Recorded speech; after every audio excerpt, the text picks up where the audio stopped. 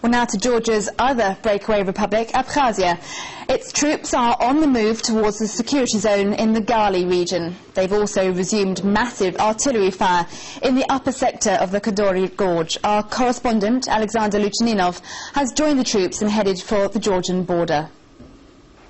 Hundreds of armed Abkhazian volunteers are on the way to the Georgian-Abkhazian border. They say they came here to defend their homeland. As after Georgia attacked South Ossetia, they don't rule out similar actions against Abkhazia. We are now moving our forces towards the Georgian border. Meanwhile, we are in contact with the peacekeepers, hoping they could do their mission too. We have never broken any agreements we signed. We continue to move towards the border, because today it's South Ossetia and tomorrow it might be Abkhazia. The two breakaway regions gained de facto independence from Georgia after the bloody conflicts in the early 1990s. Since then, they have become a scene of regular armed provocation. Several years ago, the leaders of the two breakaway territories signed an agreement. According to the document, Abkhazia had to get involved in the conflict in case of an attack on South Ossetia. The breakaway Republic of Abkhazia is strengthening its military presence on the border between Georgia and Abkhazia. We saw heavy machinery and military equipment on the way to the Kadori Gorge, namely to the border between Georgia and Abkhazia.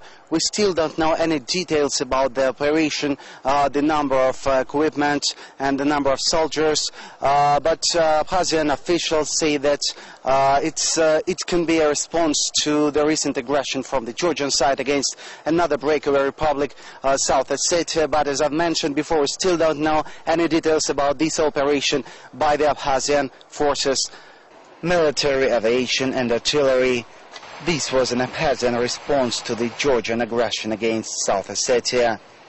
The Abkhazian forces attacked the upper Kadori Gorge, a part of Abkhazia de facto controlled by the Georgians. Some Georgian ships entered our waters, but we fired at.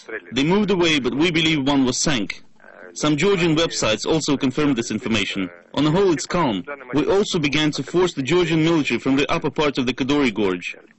The Abkhazian authorities claim the attack on the upper Kadori Gorge was successful, while the Georgian President Mikhail Saakashvili has another information. The Georgian side has repelled all the attacks on the upper parts of Kadori Gorge, and it is fit enough to repel any future attacks in that area. There are also reports about fighting in the Black Sea. Alexander Luchaninov, RT, Abkhazia.